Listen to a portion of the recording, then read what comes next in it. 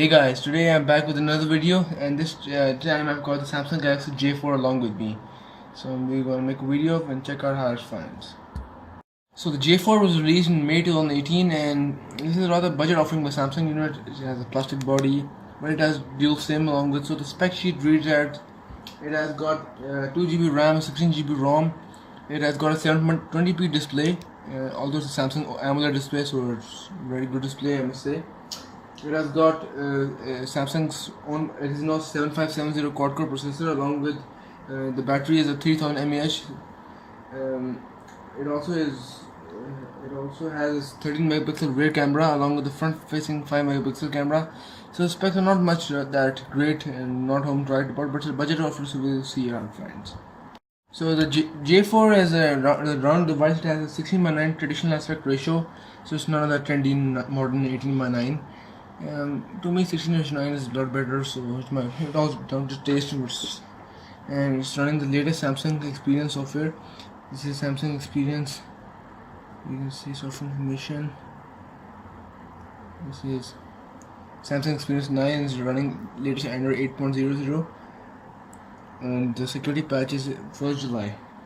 Now overall, to the back of the phone feels a bit cheap considering it's made of plastic, and while some other competitors are offering metal at this price premium, but it's not that big deal, honestly. And even though the display is only 720 into 1080 display pixels, the colors are really nice and punchy, and this is a Samsung Super AMOLED display, so it's a great display, I must say. It's very bright, and along with software it gives a really nice feel. There is one slight qualm of the display. When I've been using the phone, I found out that it has a rather bad blue color shift, as you can see. I'll show you. It becomes very blue, and that is especially more noticeable on white surfaces, as I will show you. The blue you can see. So now let's check out the performance of the phone. And the specs not much home to write about, but still let's see. So open some apps. Some apps takes a lot of time to open. Facebook is an intensive app. WhatsApp takes a long time to open. Gallery, Play Store. Yeah, so it's not a tech powerhouse, but you don't expect that at this price range. Although competitors offer a bit more specs. Let's move on to the camera. As I told you before, it has a 13 megapixel rear camera, and front facing is a 5 megapixel. There are no dual lens, only a single old-fashioned lens. And now let's check out the camera performance. Although the UI now seems a bit inspired by Apple, as you can see their style. Although let's take some photos.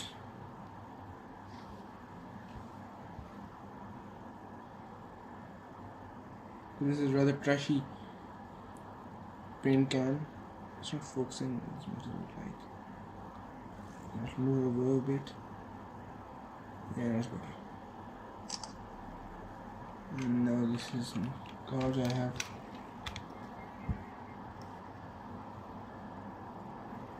There's some light coming from the window, so it might affect the results a bit. But now let's check out. Although I think you can tweak the camera performance to be much better, and the other options you have like beauty, pro mode as well. But for the average user, it will be fine, I think. So let's check. I'll show you.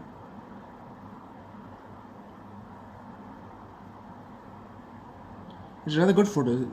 According to the price range, it is a rather satisfactory camera, I must say, compared to what some Chinese phones are offering.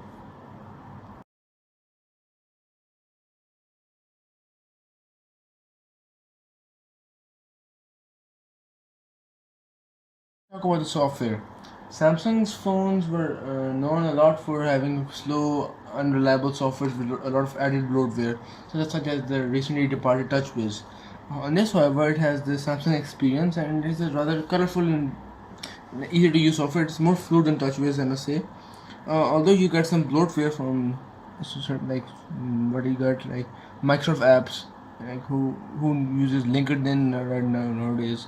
Maybe people do, but then you have Samsung Internet, which is additional to what Google Chrome provides you, along with There's another gallery app, but that doesn't matter. The Galaxy app is another store for the Galaxy, even though there's a Play Store. So certain things like that. There's a secure folder though. There is Samsung members, I don't know, but community sort of. So stuff like that, that is which although right now won't affect the phone much, but in some added time it will start to drag the phone's performance down. Now moving on to the battery of the J4, it has a 3000 mAh battery. The battery itself is good, it's adequate, it lasts for a day, but the charging itself is horribly slow. It has a micro USB 2, as you can see, but it charges painfully slow. Like it gives you 20% maximum for half an hour charging. That's very slow nowadays when people have now Type C's and fast charging out of the boxes. But no, but this is an although it still has a 3.5mm headphone jack, and and the speakers are also very good with a lot of bass. And the speakers were located there. I'll show it to you.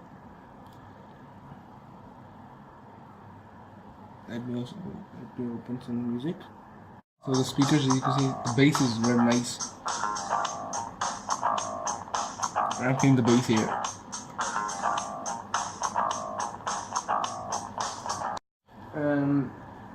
The J4 also has a removable battery, which is now something you see in much phone these days. So it has a plastic bag, so it is removable. Facing camera is also adequate. It's 5 megapixels. It's not great, but what do you expect at this price point? Other than that, this phone feels it doesn't feel sluggish at all, but sometimes it takes some time to open some apps.